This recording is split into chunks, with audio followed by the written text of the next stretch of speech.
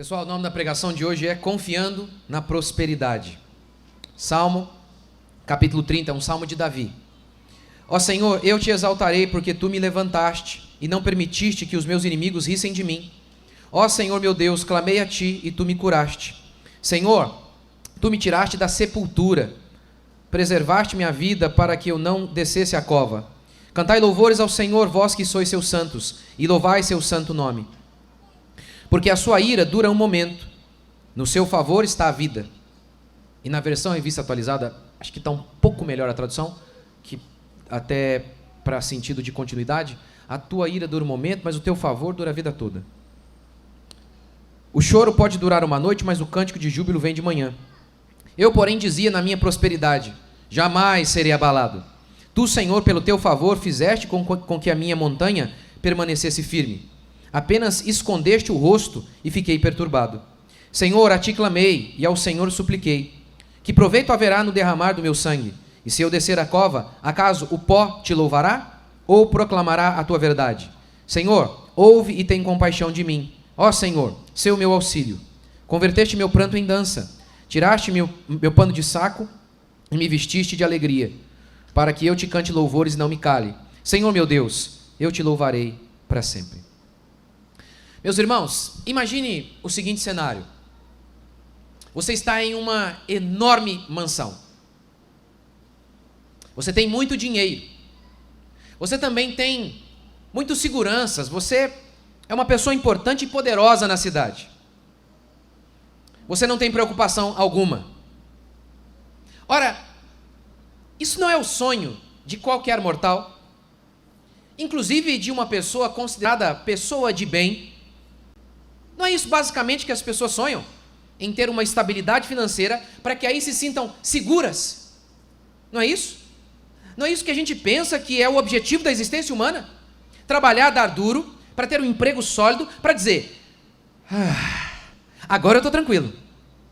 Agora eu estou tranquilo. Você não se sentiria seguro aí?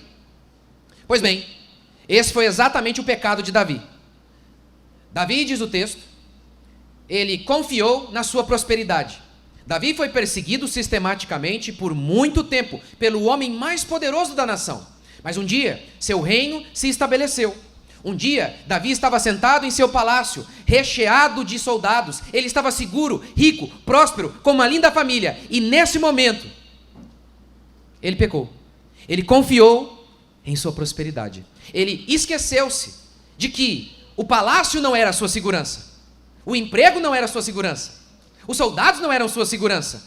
A coroa não era a sua segurança. Que a segurança dele vinha de Deus, que era Deus quem o sustentava. Davi, por um momento, se esqueceu disso. E por isso, diz o texto, ele se tornou objeto da ira de Deus. E de maneira pesada. Ele disse, Senhor, o Senhor me tirou da cova. É como se ele dissesse, eu morri. A minha situação havia acabado, não havia esperança para mim. Obviamente aqui uma alusão ao fato de que seu filho Absalão tentou tomar o seu reino, de que seu filho Absalão pegou as esposas de Davi, colocou-as em cima do telhado e dormiu com elas, com todas elas, à luz de todo Israel. E por isso Davi então se sente como morto. Hoje eu quero falar sobre isso. Sobre o perigo de depositar a nossa esperança em qualquer outra coisa. O tema de Davi é na prosperidade, mas pode ser em qualquer coisa. Mas quando você pensa, estou seguro, meu pai está aqui, eu estou seguro, o meu marido eu sei, esse aqui, ele nunca vai me abandonar. Como você sabe disso?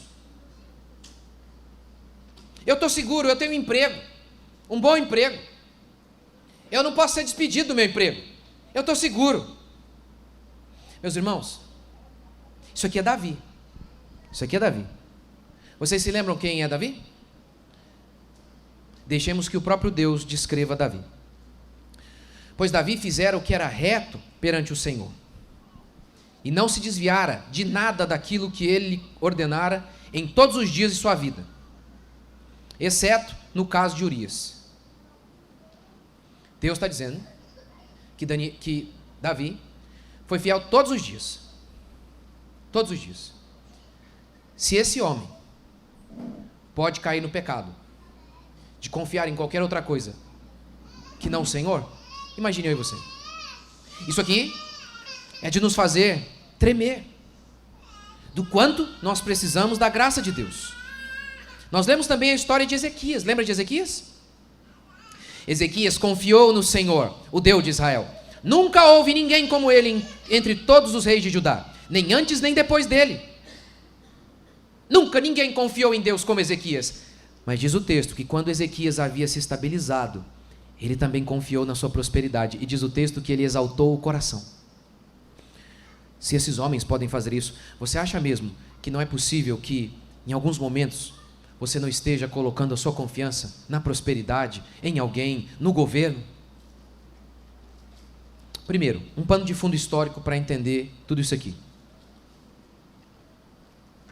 Davi, a partir do momento em que ele luta contra Golias e derruba Golias, diz o texto bíblico que o povo começa a exaltar Davi. Saul feriu milhares, mas Davi feriu 10 milhares. E diz o texto que a partir daí, Saul não via mais Davi com bons olhos. E ele começou a perseguir Davi. Um dia, ele jogou uma lança contra Davi. E Davi, então, fugiu. E Davi viveu durante longos anos, longe de sua casa, de sua esposa, de seus pais e do templo, porque ele estava fugindo de Saul. Como o texto declara: permaneceu Davi no deserto, nos lugares seguros, e ficou na região montanhosa do deserto de Zif. Saul buscava-o todos os dias, porém Deus não o entregou nas suas mãos. Você imagina isso? O homem mais poderoso do seu país, que tem todo o poder, te persegue, quer te matar, e faz isso todos os dias. Davi vivia fugindo. Um fugitivo, via de regra, é uma pessoa que vê monstro em sombra, que não tem descanso.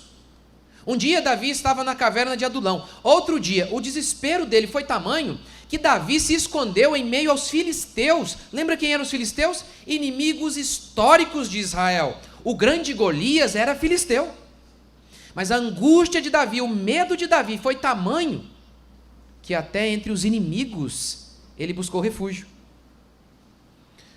Davi não tinha descanso. Davi não estava estabelecido naquele momento. Lembra quando a Bíblia fala dos soldados de Gideão? Deus diz: tem muita gente aí, vamos mandar embora os covardes. Já contei isso aqui, eu acho tão engraçado isso.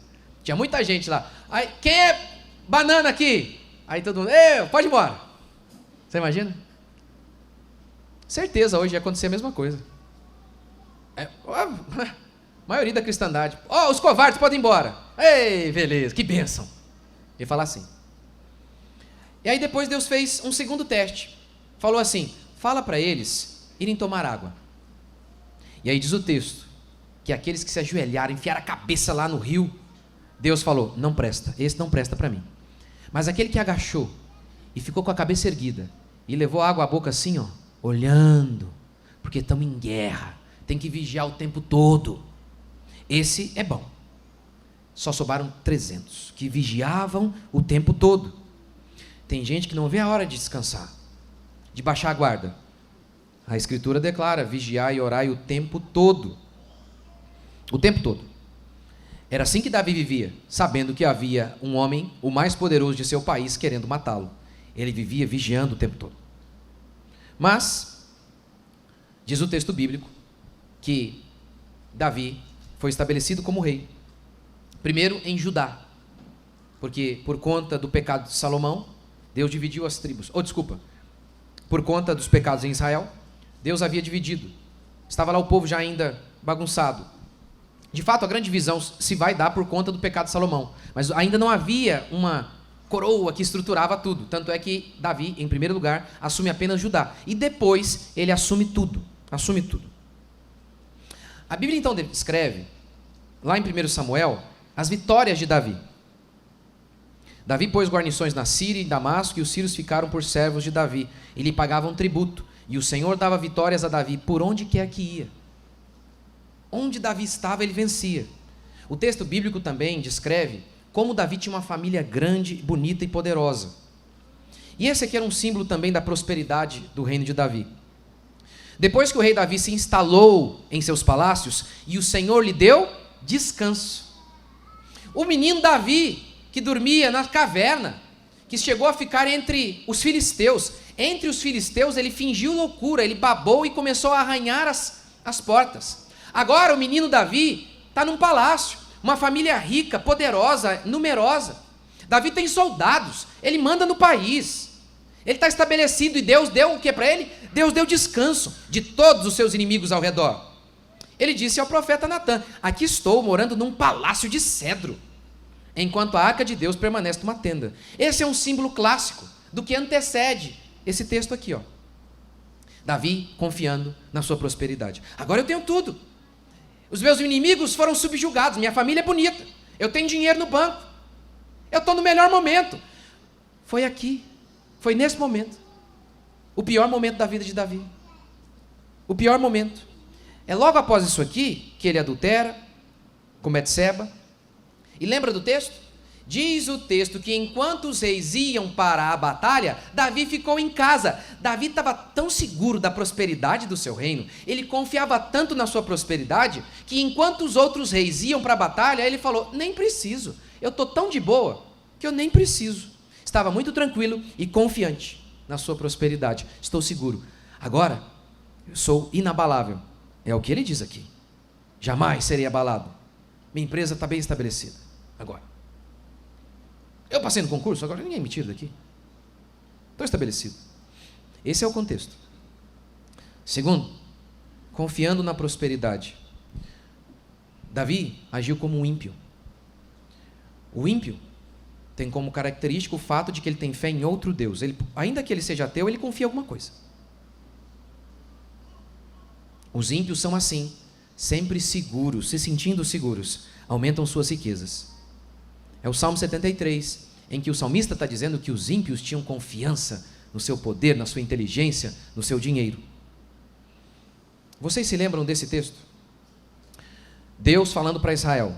Israel iria entrar em Canaã, e Deus disse assim: guarda-te, não te esqueças do Senhor, teu Deus, não cumprindo os seus mandamentos, os seus juízos e os seus estatutos que hoje te ordeno, para não suceder que, depois de teres comido e estiveres farto, depois de haveres edificado boas casas e morado nelas, depois de se multiplicarem os teus gados e os teus rebanhos, e se aumentar a tua prata e o teu ouro, e ser abundante tudo quanto tens, se eleve o seu coração, e te esqueças do Senhor, teu Deus, que te tirou da terra do Egito, da casa da servidão, que te conduziu por aquele grande e terrível deserto de serpentes abrasadoras, de escorpiões e de secura, em que não havia água, e te fez sair água da pederneira, que no deserto te sustentou com maná, que teus pais não conheciam, para te humilhar e para te provar e afinal te fazer bem.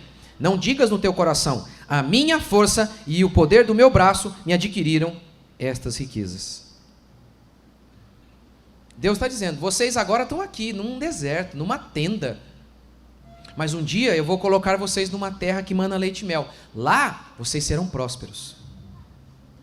E quando vocês prosperarem, não se esqueçam de mim. Porque via de regra, ninguém, até os mais ímpios, em momentos de profunda angústia, eles se lembram de Deus. Até os mais ímpios. Não lembra? O Neymar, lembra?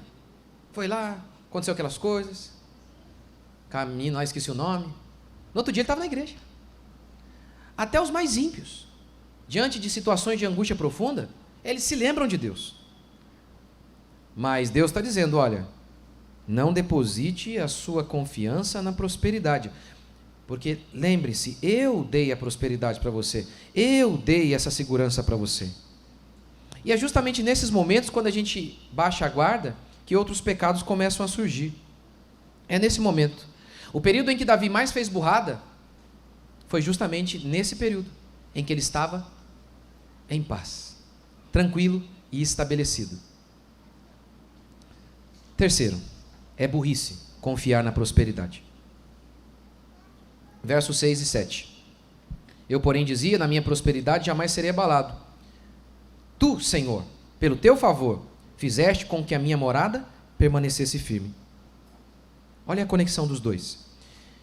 Eu estou aqui estabelecido, eu estou próspero, eu estou firme. E já que eu estou próspero, eu estou muito firme, ninguém vai me abalar. Aí no verso 7 ele diz: mentira, Foi o Senhor que manteve a minha montanha firme. Não é o dinheiro que me sustenta, é o Senhor. Não é o dinheiro, de forma alguma. Os textos que eu li para você aqui falam sobre Davi, sobre Deus estabelecendo Davi. Primeiro, o texto diz que Deus dava vitória a Davi. Segundo, Deus deu descanso a Davi. Davi estava em paz não por conta do dinheiro, mas porque Deus deu descanso a ele. Vocês se lembram do rico insensato? Disse Jesus uma parábola. Um homem produziu muito, seu campo produziu muito. Então ele disse: eu tenho muita coisa, eu vou ampliar os meus celeiros, vou colocar tudo ali e vou descansar. Eu estou sossegado, eu estou estabelecido, eu estou seguro, ninguém me atinge mais. E aí Jesus diz: louco! É louco! Quem confia na riqueza é louco. Hoje te pedirão a tua alma e o que tens preparado, para quem será? É loucura depositar a sua esperança no dinheiro. Por quê? Porque Paulo diz: ordena aos ricos deste mundo que não sejam orgulhosos, nem ponham a esperança na incerteza das riquezas, mas em Deus, que nos concede amplamente todas as coisas para delas desfrutarmos. Vocês já me ouviram falar sobre esse texto várias vezes? Paulo diz: não confie na incerteza da riqueza. A pobreza não é incerta, não é? A gente sabe. A pobreza é aquela coisa constante. Não tem, acabou. Você não tem nada. A riqueza que é instável. Você pode ter hoje, pode não ter amanhã. Não tem como. Você não tem nada hoje, não tem pior que nada, né? Então a pobreza é estável. A riqueza não. O Império Romano ruiu. O Império Romano, que fazia tremer os homens mais valentes, ruiu. Bárbaros, alguns desorganizados, destronaram o poderoso e organizado Império Romano. Lembra da Varig? Vocês lembram da Varig? Durante 50 anos foi a maior empresa do Brasil. Em 1979, recebeu o prêmio de melhor serviço de bordo do mundo. Faliu. Primeiro, falhas na administração. Mas segundo, coisas que eles não tinham controle. Governo. Esse governo horrível. Por exemplo, congelamento de tarifa, o que torna impossível o gerenciamento de uma empresa. Enfim, outros problemas, politicagens a ver com o PT.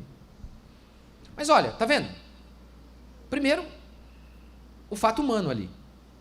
O ser humano, nós, que hoje acertamos, que podemos acertar durante 50 anos, não pode acontecer de você ter uma ideia na sua empresa e pôr tudo a perder no estalar de dedos? Não pode não?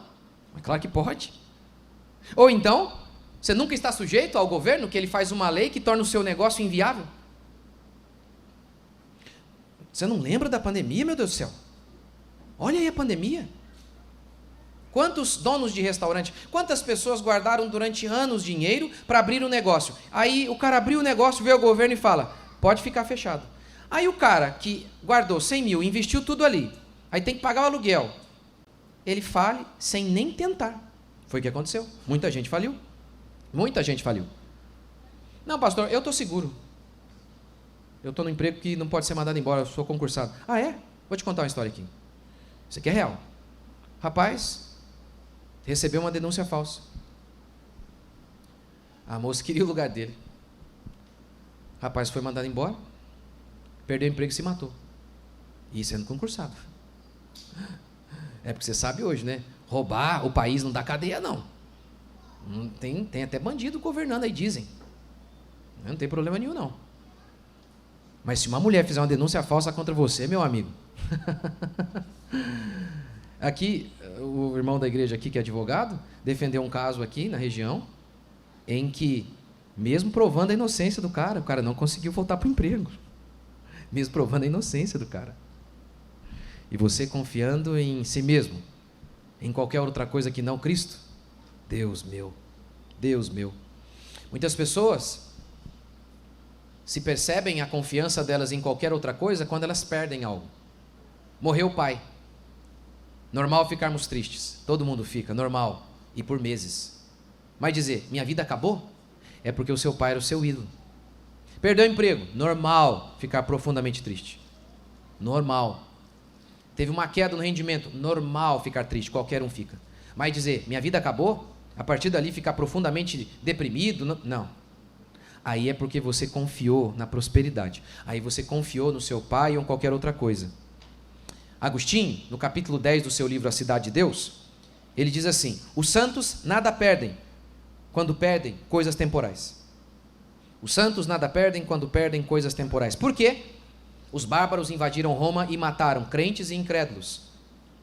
Roubaram crentes e incrédulos. Então disseram: e aí, Agostinho? Qual a diferença dos crentes, Agostinho? Está vendo, Agostinho? Os crentes também foram roubados. E aí Agostinho disse assim: aquele que depositou a sua fé na riqueza espiritual não perdeu nada, mas aquele que estava ligado aos seus bens terrenos, quando os perdem, é que se apercebem que até que ponto, amando-os, pecaram. Às vezes você sabe quando você ama demais o seu dinheiro, o seu trabalho, sua família, além da medida, quando Deus permite algumas circunstâncias em que ou você perde ou fica perto de perder. Como foi com Davi. Ah, Davi, você acha que o seu reino está estabelecido? Você acha que é o seu reino que te sustenta, que te mantém de pé? Não é não, meu filho, sou eu. Você imagina isso, gente? O seu próprio filho dormindo com as suas mulheres? O seu próprio filho querendo te matar? Quem pode imaginar um negócio desse? Foi o que aconteceu com Davi. Estou aqui, estabelecido, sou rico, poderoso, ninguém me atinge. O filho dele quase o matou. O filho dele o atingiu. E aí Davi se colocou numa situação que não teve vitória, você sabe, né? Deus o colocou numa sinuca de bico. Como assim? Pensa na situação. Seu filho diz: eu vou te matar, pai. Vou tomar sua casa, pai. Essa é uma situação que não importa o que aconteça, você sai derrotado. Você sabe por quê? Sabe por quê? Ora, mas é simples. Se o seu filho vem te matar e você, para se defender, você mata o seu filho, você perdeu, não perdeu? Se o seu filho vier e te matar, você perdeu também. Foi o que aconteceu com Davi. O menino dele morreu. Você acha que ele se sentiu vitorioso? Olha o tamanho da angústia que ele teve, porque ele confiou em alguma outra coisa que não no Senhor. Quarto, sendo alvo da ira de Deus. O texto diz que Deus ficou irado e colocou Davi em uma situação desesperadora. Da cova fizeste subir a minha alma. É como se ele tivesse morrido. Essa é a sensação dele. Mas óbvio, com um filho, o próprio filho, dormindo com as suas esposas. O próprio filho tentando matar o pai. Por isso ele diz assim: o Senhor me fez subir da cova, eu morri. Mas, verso 5, a ira de Deus dura só um momento. Poxa vida, o filho dele dormiu com as mulheres, tentou tomar o reino, ainda assim o texto está dizendo: a ira de Deus ainda é pequena. É que comparado com a graça de Deus, ela é. Comparado com a bondade de Deus e com a misericórdia de Deus sobre o crente, até aquilo que parece mais terrível é nada. Até o sofrimento mais terrível que Deus permite para nos tratar é nada. É nada. É nada. Porque a bondade de Deus sobrepuja a ira de Deus. Ele ama o seu povo, ele corrige o seu povo, ele disciplina o seu povo, e ele restabelece o seu povo. Pense, por exemplo, em Davi. Ele volta para casa. Aquela mulher do adultério, lembra a Betseba? Lembra a mulher do adultério? Davi tinha várias esposas. Qual Deus escolheu para ser o sucessor ao trono de Davi? O Salomão, o filho da mulher adúltera. Se isso não é Deus mostrando o quanto que ele é gracioso com o seu povo, ou pense em Abraão e Agar. Deus diz para Abraão: Abraão, você vai ter um filho com Sara. Abraão faz o quê? Tem um filho com Agar. Não era a vontade de Deus, aquilo foi errado. E aí você vê o que Deus faz? Quanto a Ismael, o filho que ele teve com Agar, eu te ouvi, vou abençoá-lo, fazê-lo fecundo e multiplicá-lo extraordinariamente. Ele gerará 12 príncipes, e dele farei uma grande nação. É impressionante a graça e a bondade de Deus. Lembra também de Davi, quando ele peca contra Deus? Aí ele vai lá na eira de Araúna, compra o terreno e faz um sacrifício. E aquele sacrifício era um símbolo para eles se lembrarem. Aqui é que a gente pecou, nós como nação. Mas é nesse lugar que Deus estabelece o templo. Olha como Deus é gracioso. Olha como Deus é bondoso. A despeito de todo o nosso pecado. Deus puniu Israel quando Davi pecou e o povo pecou. Ele matou várias pessoas. Mas ele vai, pega lá na eira de Araúna o lugar do pecado, o símbolo do pecado que lembrava o pecado, e Deus estabelece ali o seu templo. Isso não é prova o suficiente de que a ira de Deus dura um momento, mas o seu favor dura a vida toda? A graça de Deus é sobre nós. O texto diz que Deus livrou Davi da morte e da vergonha. Deus livra seu povo nesta vida. Mas de forma completa, Deus vai nos livrar mesmo na outra vida. Afinal de contas, Cristo foi humilhado, seus discípulos também foram. Mas a Bíblia declara, ao anoitecer pode vir o choro, mas a alegria vem pela manhã. É uma figura de linguagem para retratar que o sofrimento do crente é pequeno, ainda que seja a vida toda, como Paulo disse. Os sofrimentos do tempo presente não podem ser comparados com a glória que há de ser revelada. Ainda que você tivesse uma vida inteira de sofrimento como a de Lázaro, ainda assim, ao anoitecer pode vir o choro, a alegria vem pela manhã. Ainda que você tenha uma vida inteira de sofrimento, isso é nada. Eu sempre gosto de dar aquela ilustração, lembra? Se Deus dissesse para você assim, quando você fosse nascer: ei, vamos fazer um trato. 1 minuto de sofrimento. Eu lhe dou 1 minuto de sofrimento e 70 anos de alegria. Você vai morar num lugar que não vai ter comunista. Não vai ter imposto. Imagina não tivesse imposto. Você não vai pagar imposto. Seu time vai ganhar sempre. Seus filhos serão uma bênção. 70 anos. Seu time do coração nunca vai perder. 70 anos que você não vai derramar uma lágrima. 70 anos que você não vai sentir não vai ter um sentimento negativo. 1 minuto só de sofrimento em troca de 70 anos. A ilustração sempre é falha, óbvio, mas ainda que você tivesse 70 anos de uma vida de puro sofrimento, ainda assim você poderia dizer: ao anoitecer pode vir o choro, mas a alegria vem pela manhã. O sofrimento é muito pequeno, é muito curto. Por quê? Comparar a eternidade de glória com 70 anos?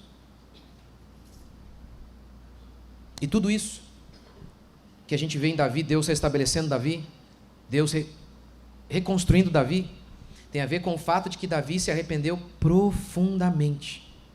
O texto diz que ele se humilha, que ele se veste com pano de saco. Verso 11. O Senhor trocou meu pano de saco por vestes de alegria. O pano de saco era esse símbolo clássico do arrependimento, que a gente vê, por exemplo, lá em Jonas. Jonas diz: vai todo mundo morrer aqui em Nínive por conta do pecado de vocês. Jonas começou a percorrer a cidade por um dia, clamando: Nínive será destruída daqui a 40 dias. Os habitantes de Nínive creram em Deus e decretaram um jejum. Você nota como o crer, crer e arrepender são coisas distintas, mas você repara que é inseparável? Eles creram e fizeram o quê ao crerem? Decretaram um jejum e vestiram-se de pano de saco, do mais rico ao mais pobre. Está vendo como a fé é intimamente associada ao arrependimento? Mas muitas pessoas não se arrependem, como Israel não se arrependeu. Tu os feriste, mas não lhes doeu. Tu os consumiste, mas se recusaram a receber a correção.